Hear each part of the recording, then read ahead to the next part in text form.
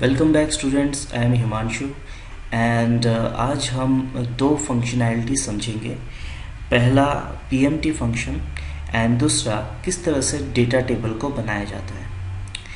First of all जो हमने यहाँ पर कुछ लोन की डिटेल्स डाल रखी है इनको समझते हैं। लोन अमाउंट है 20 लाख, इंटरेस्ट रेट है 12%, ईयर ऑफ लोन है 8 years, this is in years and repayment mode है 12, यानी कि साल में 12 बार पेमेंट की जाएगी।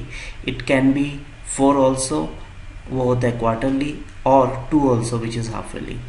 EMI हमें निकालना है which stand for equated monthly instalment, और इसके लिए हम PMT फंक्शन अप्लाई करेंगे।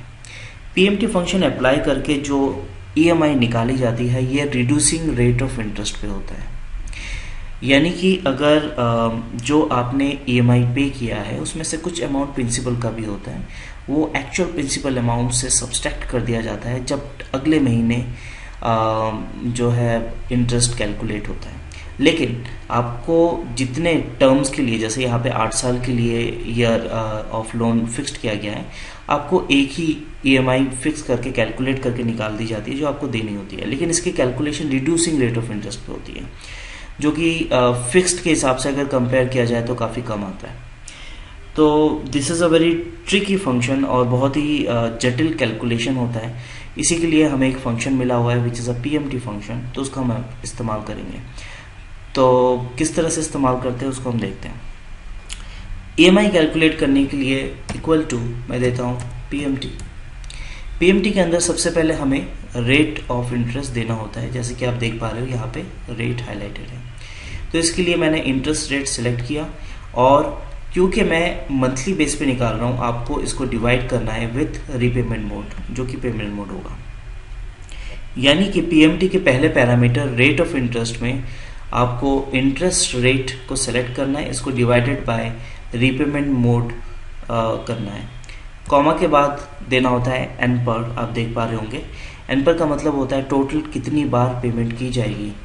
जो हम ईयर ऑफ लोन को मल्टीप्लाई करते हैं रीपेमेंट मोड से तो निकल आता है कि टोटल कितनी बार पेमेंट की जाएगी। यानी 8 साल के लिए अगर लोन लिया गया है एंड हर साल 12 बार पेमेंट की जाएगी, तो 8/12 का जितना होता है वो एन पर के अंदर आ जाएगा, जो कि यहाँ पे दिख रहा है। उसके बाद का कंपोनेंट है PV, यानी कि प्रेजेंट वैल्यू। प्रेजेंट वैल्यू यानी कि लोन अमाउंट। तो यहाँ पर जो भी आउटपुट आता है PMT का वो नेगेटिव में आता है, तो इसलिए हम पहले से यहाँ पे एक नेगेटिव साइन देंगे एंड देन लोन अमाउंट को सिलेक्ट करेंगे, जिससे कि पॉजिटिव में आंसर आए। मोर ओवर आंसर ये करेंसी में आता है तो डॉलर साइन लगा हुआ आएगा इसके अंदर, ओके सॉरी पाउंड साइन लगा हुआ है।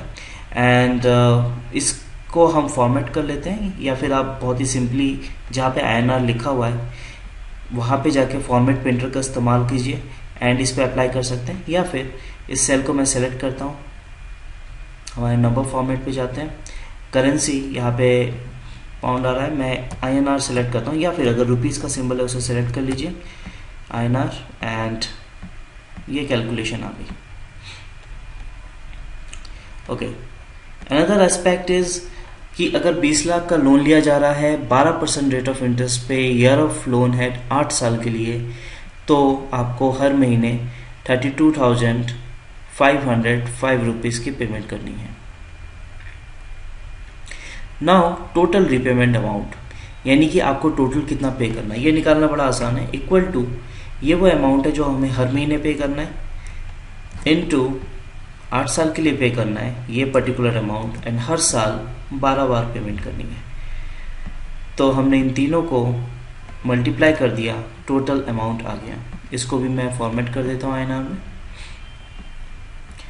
तो 20 लाख अगर आप लोन लेते हैं तो आपको 31,20,545 रुपीज़ पे करने होंगे, विच इज़ कंप्राइजेज ऑफ आपका interest rate and principal amount both.